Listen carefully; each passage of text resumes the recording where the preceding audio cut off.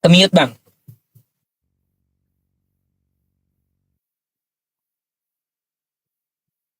Buka mute-nya. Oke bang, ntar. Nah, udah. Gimana?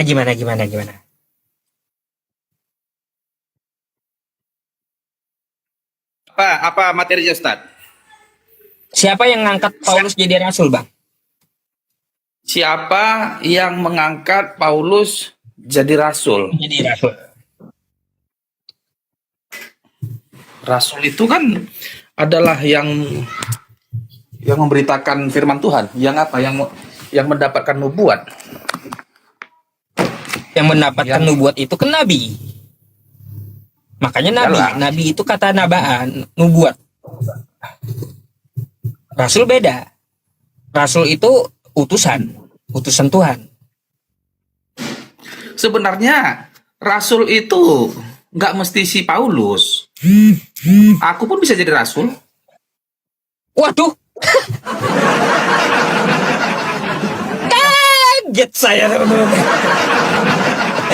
Oh, abang jadi rasulnya Kristen bisa? Kalau memang gini bang ya, kalau memang Tuhan memilih, contohnya,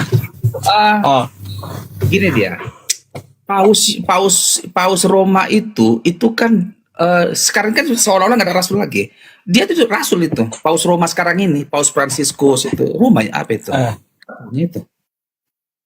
Rasul. Bahaya kali bang kalau abang ngaku rasul di Indonesia ini bang diserang Kristen nanti abang. Kok pernah nggak dengar Rasul Batak bang? Rasul Batak itu namanya Nomensen. Gak pernah dengar nggak? Nggak pernah dengar kan? Orang Batak bang, kami punya rasul bang, rasul Kristen Batak bang, namanya Nomensen, Iguer Ludwig Nomensen. Iya. Kan? Iya aneh ya. Aduh. Jadi bang gini bang, bagi abang ya kata-kata rasul ini semacam suci kali gitu. Bagi kami nggak, rasul bagi Islam dengan rasul bagi Kristen beda apa namanya ya, kekultusannya. Jadi bagi kami rasul Batak itu bang, karena si Nomensen ini yang membawa kekristenan di tanah Batak, maka rasul Batak itu Nomensen. Coba tanya orang Batak, coba dulu tunjuk. Baru tahu serius. Iya. Jadi kalau aku bang, aku pergi contoh nih bang, pergi aku ke daerah Padang dan aku menjadi misionaris di situ, belum ada yang mengenal Kristus. Aku mendedikasikan hidupku untuk komunitas yang belum mengenal Kristus ini ya, untuk misionaris ini, untuk misiku ini, dan mereka menjadi Kristen, maka aku bisa saja disebut rasul di situ, nggak apa-apa.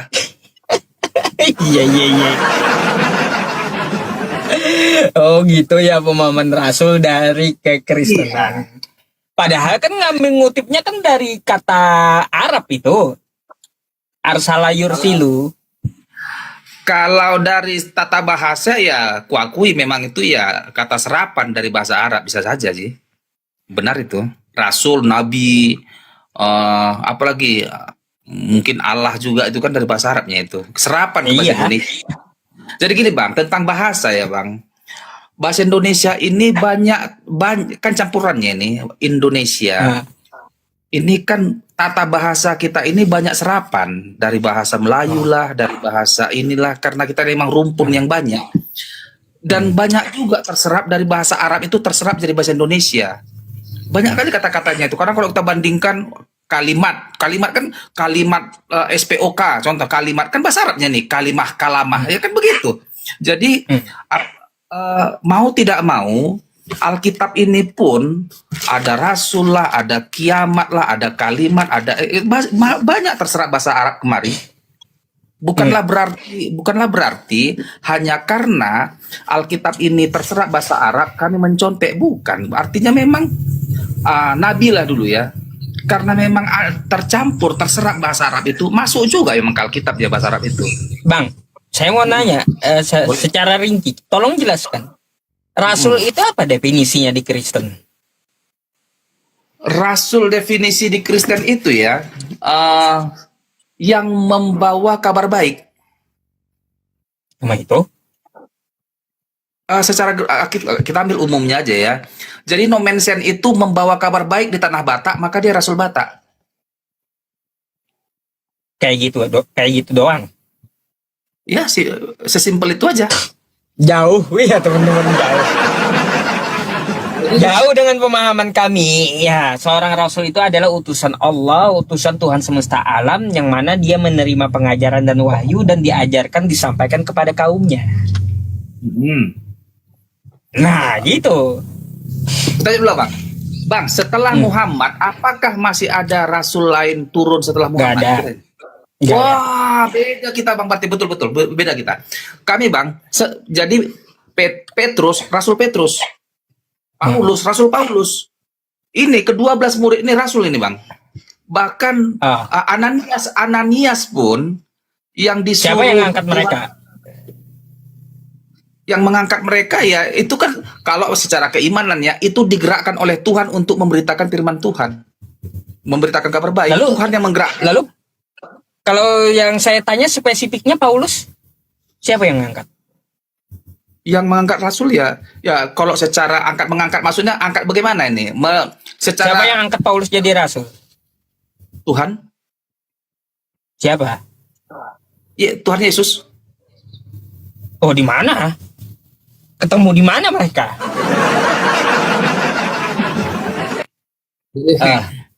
Kalau untuk Paulus, dia kan spesifik bertemu dengan Yesus, walaupun kalian nggak percaya kan begitu, nggak apa-apa. Dia di perjalanan ke Damaskus, kan kita tahu sama tahunnya itu. Oh, itu di perjalanan ke Damaskus Damsyik itu nggak ada di situ Pak Yesus ngangkat jadi rasul Paulus itu. Begini, Bang, mengangkat ini, Bang, bukanlah seperti mengangkat kepala sekolah atau mengangkat kepala dinas. Itu kan pengangkatannya memang begitu. Oh, kalau begitu, Bang, itu manusiawi, Bang. Artinya contoh nih, mengangkat kepala desa, mengangkat sekretaris desa, itu kan harus ada surat ke SK-nya, surat keputusan, mengingat, menimbang, memutuskan. Ya, itu kan duniawinya itu, Bang. Coba Anda baca, Bang, yang di Damsyik itu. Nggak ada di situ Yesus mengangkat Paulus itu jadi rasul. Betul. Tadi kata Abang Yesus yang ngangkat. Betul. Lah, terus gimana? Setelah kita baca, ya coba Anda baca kisah para rasul 9 itu, nggak ada Yesus ngangkat jadi rasul Paulus itu. Begini, Bang, kalau Abang mau cari kata-katanya, kata-kata ya, Roma 2 ayat atau kisah para rasul 2 ayat 5, lalu kata Yesus kepada Paulus, aku mengangkatmu sebagai rasul. Itu nggak ada, Bang. Capek Abang nyarinya di Alkitab, nggak ada itu.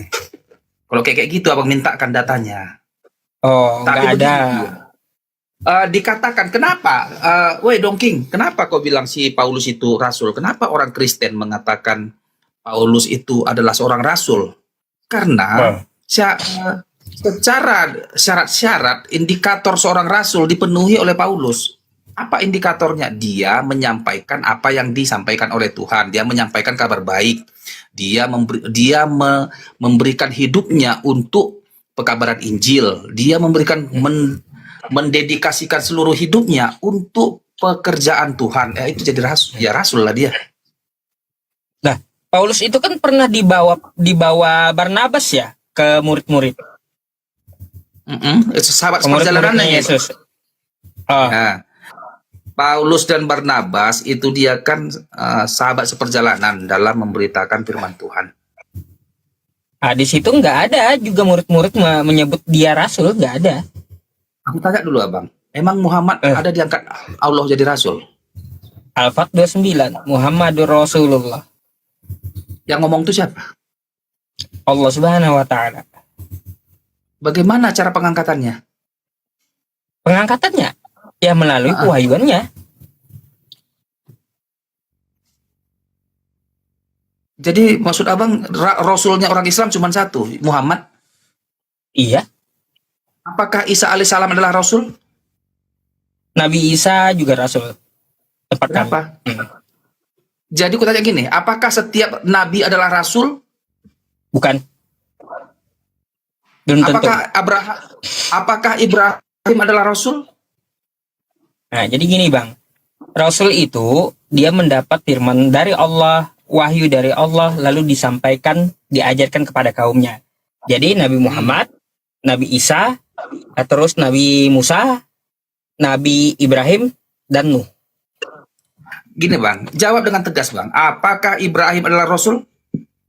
Iya, Ya, aku ambil udah beberapa nabi, abang katakan Muhammad Rasul, Isa Rasul, Ibrahim Rasul. Ku tanya lagi abang, apakah Sulaiman ada Rasul? Nabi, enggak, bukan.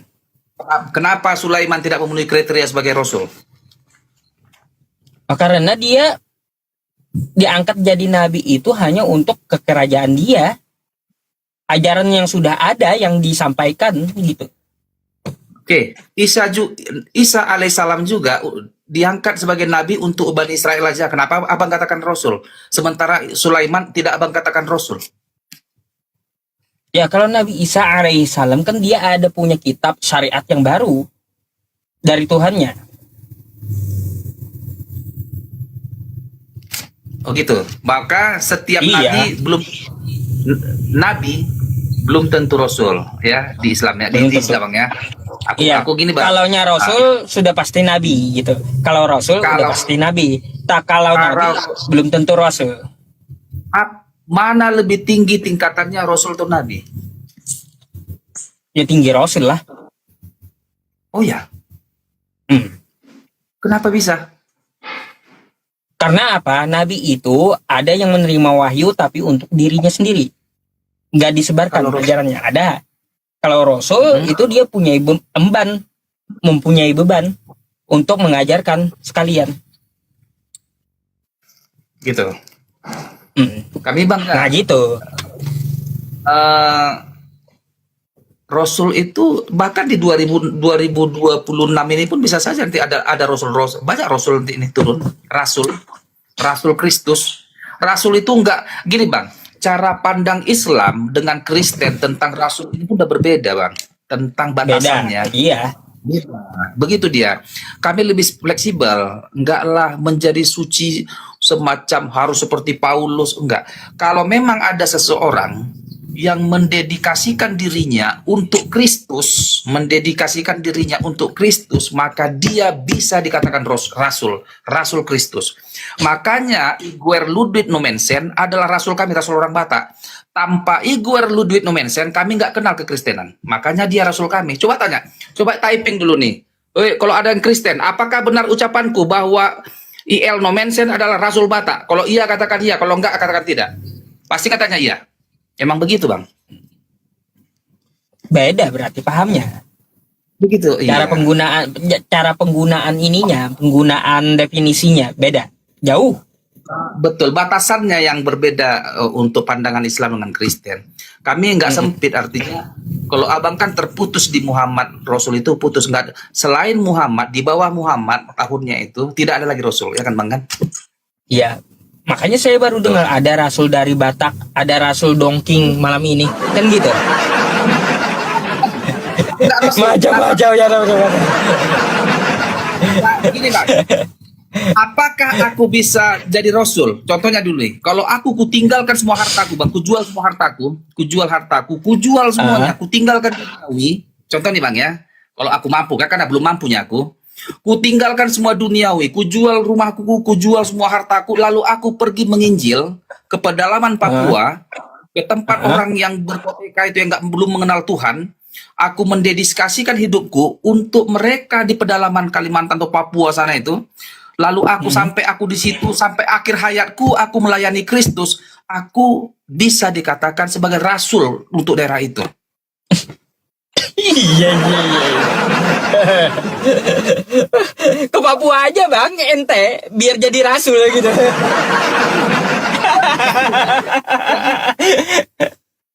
Gak apa-apa. Jadi begitu bang. Kan mungkin abang ya, mungkin Islam rasul itu semacam suci kali, semacam orang yang apa? Ya memang sih rasul ini kan kita menghargai rasul ini karena dia mendedikasikan. Sama seperti Paulus. Paulus itu seluruh hidupnya didedikasikannya untuk pekabaran Injil sampai dia bahkan sampai mati dia. Maka dia rasul memang. Iya, kalau di tempat kita kan rasul nggak ada lagi, penerusnya kan ulama gitu. Al ulama gitu. warasatul anbiya, pewaris para nabi. Jadi ada kiai, ada ulama sekarang ini. Nah, kayak gitu Bang, ada mufti, gak ada lagi rasul. Karena terakhir Nabi Muhammad gitu. Kalau di tempat kami, kalau di tempat Abang penggunaan kata rasul sampai ke Abang pun bisa sekarang. Kalau Abang ke pedalaman Papua, waduh, Kalau beda iya, jauh berarti. kalau mendedikasikan hidupku betul, kalau memang didedikasikan ya untuk pekabaran Injil, Injil keselamatan. Memang hidupku khusus memang udah ku serahkan untuk Tuhan, ya begitu. Ah, Jadi rasul, nggak baru apa-apa. tahu saya, Iya. baru tahu. Ya gak masalah sih itu. Cuma saya mau tanya aja siapa yang ngangkat. Berarti nggak ada yang ngangkat gitu ya. Bukan. Contoh nih bang. Aku lah dulu. Tergeraklah hatiku. Tergeraklah hatiku untuk melayani Tuhan. Kutinggalkanlah pekerjaanku. Ku jual harta bendaku. Ku ikut Kristus dan kulayani pedalaman Papua. Contohnya ya. Pertanyaannya, siapa yang mengangkat aku jadi rasul? Tentu itu adalah Tuhan yang menggerakkan hatiku untuk aku mendedikasikan hidupku untuk Tuhan. Begitu. Keimananlah yang menjadi berbicara bahwa aku itu menjual harta bendaku dan mengikut Kristus, menginjil, ya Tuhan lah yang menggerakkan aku. Kalau siapa yang mengangkat, ya Tuhan lah yang mengangkat. Itu dasar berpikirku. Iya, jauh. Baru tahu saya Bang. Ah, ini kan enak penjelasannya, nangkep saya gitu. Kalaunya penjelasan Rasul di Kristen seperti apa, oh kayak gitu rupanya. Tapi berarti Bang, ini nggak ada siapapun ya mengangkat gitu. Nggak ada berarti. Hanya karena dia mengabdi aja gitu. Pilihan gini dia, si Paulus, contoh lo Paulus ya. Iya. Apakah Paulus itu dipaksa untuk mengabarkan Injil atau dipaksa Tuhan? Enggak, itu kan pilihan Paulusnya itu untuk Tuhan. Pauluslah yang beriman, berputar hatinya dan mengambil keputusan menjadi rasul. Itu bukan diangkat, keputusan si Paulus sendiri, keputusan seseorang itu untuk mengikut Yesus. Bukan hasil angkat-angkatan. Kalau di tempat kami rasul itu Bang juga silsilahnya harus jelas gitu. Begini, iya. Itu kan abang ya. Rasul di tempat abang di Islam, rasul silsilahnya harus jelas. Kami yang silsilahnya nggak contoh lah dulu ya, Andreas kan 12 murid Yesus ini. Bartolomeus, Andreas, Filipus. Siapa kalau ditanya sama aku, Don King, siapa nama mama Andreas? Katanya, siapa? Untuk apa aku itu?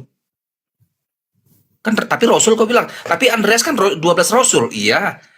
Jadi silsilahnya mana? Untuk apa silsilah Andreas sama aku? Aku yang perlu adalah baru tahu saya. Baru tahu Bang dari ente saya. Iya. Jadi Bang, di Alkitab nggak mungkin ya kalau Petrus adalah anak-anak Zebedeus atau Yohanes anak Zebedeus gitu kan. Tetapi ada juga ini, contohnya Yudas atau siapa Matius, siapa nama mamanya gitu kan ke atas. Itu nggak penting. Yang penting itu Injil kabar keselamatan yang dibawakan Yesus. Yang menjadi poros center itu adalah Yesus, bukan si Paulus. Makanya kadang dibilang gini. Bentar Bang. Bang Dongking, bentar. Di bawah tuh kan ada yang minta naik Sunardi katanya. Mana dia nggak ada minta naik? Gimana saya mau naikin? Udah minta multi Sunardi. Kau kan tulis boleh. Mau protes abang mungkin dia.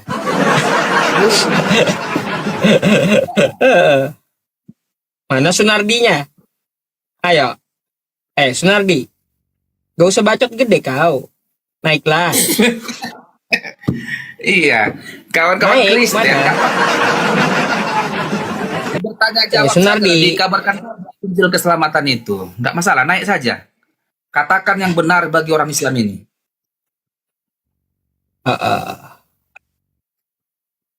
Nggak ada Sunardinya nggak ada. Nggak ada dia. Iya. Iya. Gini, Ustaz. Di Alkitab ada dikatakan nabi-nabi palsu. Artinya kalau rasul ya, bagi kami lebih tinggi nabi. Kalau lebih tinggi nabi.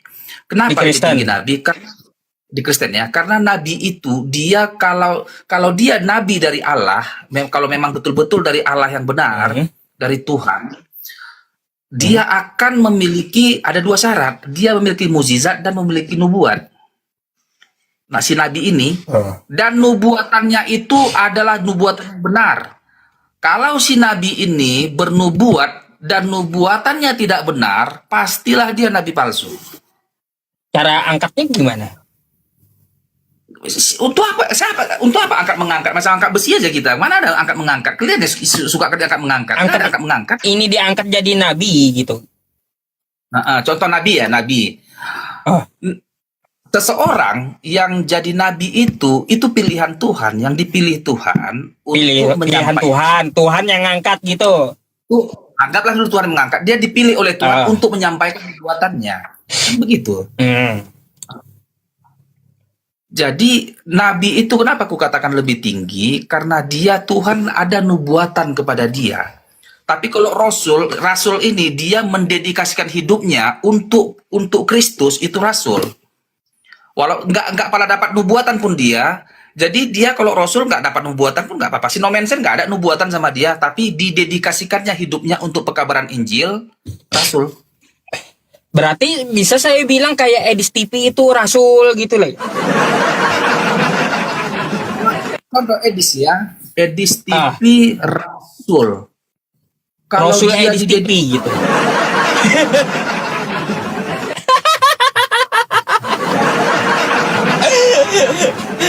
Gimana bang? Kalau penjelasan Anda kayak gitu, dia kan memberitakan firman Tuhan. Ya kalau dibilang rasul bisa saja ya, memenuhi syaratnya. Rasul STP. Kacau dunia nih. Aduh. Tapi dia lebih cocok ke debaternya, dia itu debater saja, bukan rasul ya. Tapi kalau ini contohnya dia, kalau rasul ini kan dia ada pengutusan dia, contohnya pengutusan ke daerah seperti Paulus ya, diutus dia ke daerah Asia Kecil, ada pengutusannya. Tapi kalau si Edis kan dia berdebat-debatnya, dia itu nggak, kurasa kurang cocok juga, syaratnya nggak terpenuhi juga sih. Mungkin dia dedikasi ya. Dia sebenarnya sakit perut saya dengar abang ini. Gitu kupikirkan mungkin dedikasi dia dipulkannya hidupnya untuk bertempur ya, untuk melawan klien, melawan Juma. Tetapi dia kan menjadi bukanlah apa ya, semacam jadi petarungnya dia, semacam jadi debaternya dia lebih cocoknya. Apakah debater bisa jadi rasul? Kayaknya kurang cocok ya, mungkin ya. Kurang cocok ya. Kalau dia pergi ke pedalaman gitu kan, yang belum mengenal ya, yang belum mengenal Tuhan, dijualnya hartanya untuk yang belum mengenal ya. Tapi dia kayaknya berantem sama klien, kayaknya dia kan suka berantem, dia kan mau berdebat gitu kan, mau maki-makian, mau kena ejek, kurang cocok, kurang apalah. Mana tahu kalau dia contoh Edis nih, kalau ada Edis hatinya untuk koin, contohnya dia berpikir nih untuk sumbangan, contoh koin, kan udah nggak murni lagi. Itu yang artinya kemurniannya berkurang. Artinya contoh dia mana paus gitu kan, dia melihat-lihat, kok nggak ada ya lompat paus ya, karena itu salah. Artinya hatinya nggak murni untuk Tuhan. Begitu. Artinya kalau kau mau jadi rasul, dedikasikan seluruhnya, tinggalkan duniawi, jangan berpikiran duniawi lagi. Artinya memang mengabdi untuk memberitakan firman Tuhan, begitu. Dari wanita ada juga rasul itu. Rasul wanita, kurasa Bunda Teresia ya, atau siapa seperti apa gitu bisa jadi rasul. Kacau balau kalau kayak gini. Kacau balau penggunaan kata rasul kalau kayak gini.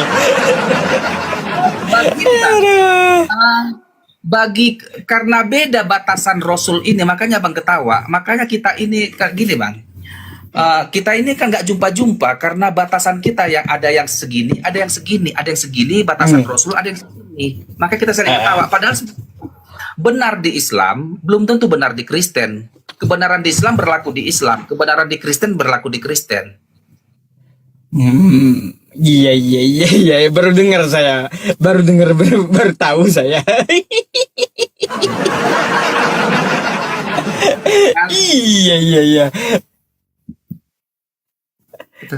Aduh. Oke, oke, oke. Beda, teman-teman. Beda berarti ya. Kosakata Rasul, Nabi, cara memahaminya beda. Beda. Itu dia. Makanya kadang kita nggak jumpa karena pemahaman yang begitu. Konsep pemahaman Iya. apalagi ya, banyak sebenarnya kita yang berbeda, tetapi kita memaksakan sesuai dengan cara kita memahami. Cara Nanti ada pula, Bang. Nanti ada pula Rasul Mikana. Rasul Mikana. Rasul Wati Mikana gitu ya. Jadi kalau memang dia masih ada motif-motif duniawi ya, contohnya motif-motif koin, motif-motif cari-cari tenar, cari follower, dapat dari TikTok, itu kan kayak nggak murni. Dia kan ada juga gini dia. Setiap yang buka Komal mau nggak mau dia ada motif dia dapat duit pastinya itu. Bahkan Ustadz juga kan kayak gitu. Setiap orang yang buka Komal berharap dia penontonnya banyak. Agar apa? Mungkin naiklah ini untuk balasan komisi dari TikTok. Itu nggak murni hatinya, maka nggak bisa dianggap rasul ini. Dedikasinya nggak murni, masih ada terkontaminasi dengan uang. Oke. Gitu. Gitu. Iya, iya, iya, iya, iya, iya, iya, iya. Gitu, teman-teman, baru tahu. Makanya saya nggak mau bantah abangnya. Karena apa? Saya pengen tahu gimana sih, apa sih ya yang mereka ketahui gitu. Jadi seperti itu penggunaan kata rasul, teman-teman. Ya, Iya. sama Rasul Wati Mikana bisa ada gitu. Ini karena itu selama masih ada dia memikirkan keinginan dunia, hasrat dunia, masih ada contohnya koin lah, uang lah, pingin dapat balasan dari TikTok lah. Ini kan ekonominya TikTok ini, mau nggak mau kita adanya balasan feedback dari untuk para pembuka Komal. Jadi kalau kita tanya hati Edis, ku tanya dulu ke Edis, murnikah hatimu nggak berharap kau dari TikTok ini, Edis? Nggak juga pasti katanya. Kalau dia keluar paus, makasih ya katanya. Nggak, memang mau nggak mau untuk biaya hidupnya kayak gitu ya kan? Begitu. Oke, oke, oke. Thank you lah penjelasannya, Bang. Baru tahu saya. Aduh. Kira-kira ada pembahasan yang lain selain itu? Apalah mau aku bilang ya? Setelah aku atau bebas saja. Bebas. Boleh saya tanya sesuatu ya? Berarti Boleh. melalui kitab Anda. Boleh. Ini kitabku nih. Nah, Perjanjian Lama baru. yang saya masih kagak paham juga tuh tentang Mazmur 82. Mazmur 82. Ya. Sebentar dulu. Ada apanya Mazmur 82? Siapa tahu ada jawabannya, Bang ini. Lihat dulu ya Ustaz ya. Kalau bisa aku jawab nih. Iya. Mazmur 8, Allah dalam sidang ilahi. Kayak mana ini? Ya, Allah dalam sidang ilahi. Di situ Iya. pertanyaan saya, nih saya mau baca dulu, Bang ya. Biar penonton juga melihat gitu. Kalau Rasul udah ya, kalau ini Allah pula yang saya tanya nih. Mazmur 82. Mazmur Asaf. Allah berdiri dalam sidang ilahi. Di antara para Allah, ia menghakimi. Pertanyaannya, ada berapa Allah di sini? Banyak kali gitu bikin sidang, Allah-Allahnya tuh bikin sidang gitu loh, teman-teman. Aduh. Jadi gini, ini apa Ustadz ya?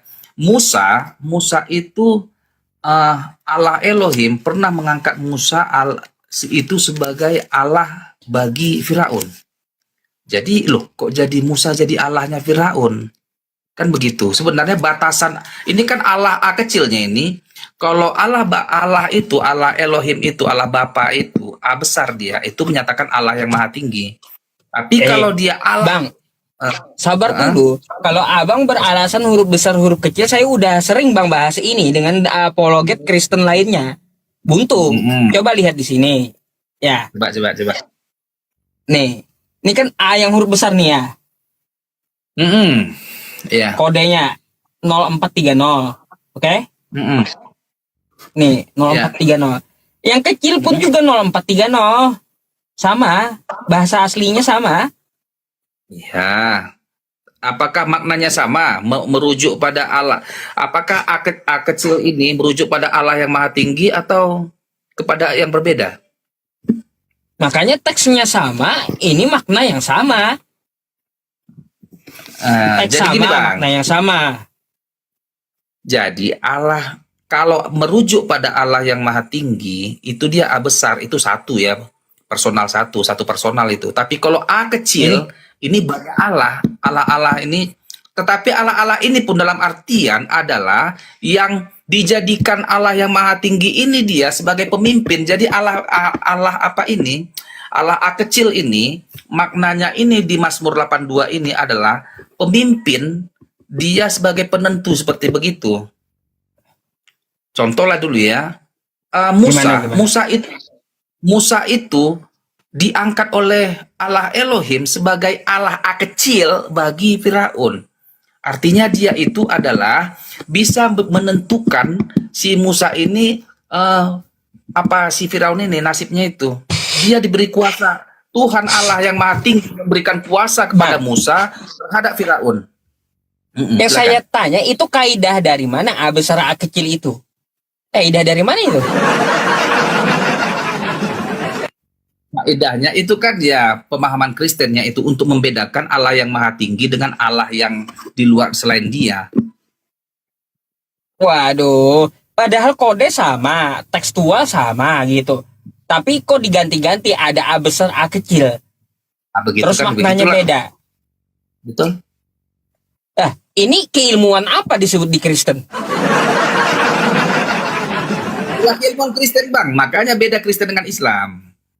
Ada itu bedanya. Makanya begini Bang, penerjemahan Alkitab ini kan bisa jadi bukan kacau, abang yang memahami Alkitab Iya. ini Bang. Makanya kami memahami Alkitab dengan Kristen, memahami Alkitab dengan Islam, memahami Alkitab akan jadi bentrok. Makanya apologet Islam dengan kita ini, ya kok kayak gitu cara memahami Alkitab, ya berantakan lah.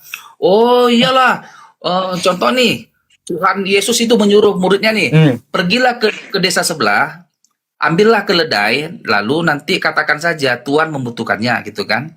Lalu dibilang, oh itu Yesus curi keledai katanya. Oh ya kalau emang itu kan pemahaman kalian, contoh dulu kan. Cara memahami Alkitabnya udah salah duluan. Bentar nih teman-teman, Bang. Mungkin si Rasul Sunardi mau protes abang kayaknya ini. Mana dia? Mana Rasul Sunardi ini? Ya, nah, Mana mana tahu Sunardi? dia ada ilmu baru salah juga lah. Naikkan aja itu Sunardi itu. Iya, makanya ribet kali dia. Ayo, multilah Sunardi. Ya, mana? Nggak apa-apa Bang. Susah Mana, saya kita kasih aja susah pembelajaran. saya nyari. Iya. Mana dia? Asal Minta jangan naik kita lah. jangan menambah-nambahi firman Tuhan atau kita atau mengarang-arang yang tidak sesuai dengan iman kekristenan, berdosa kita di atas itu. Iya, mana Rasul Sunardinya?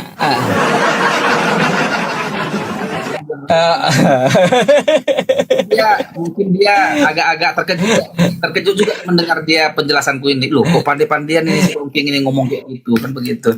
Coba tanya orang Batak. No mention itu Rasul Batak yaitu no mention ini orang yang berdedikasi memberikan seluruh hidupnya untuk pekabaran Injil di tanah Batak. Rasul Batak, emang begitu. Siapa rasulmu? Ya, kalau secara dunia kekristenan ya, Katolik ikut juga aku ya. Paulus rasul punya itu. Ini kalau ketemu Pak Dehe gimana ya teman-teman abang ini ya?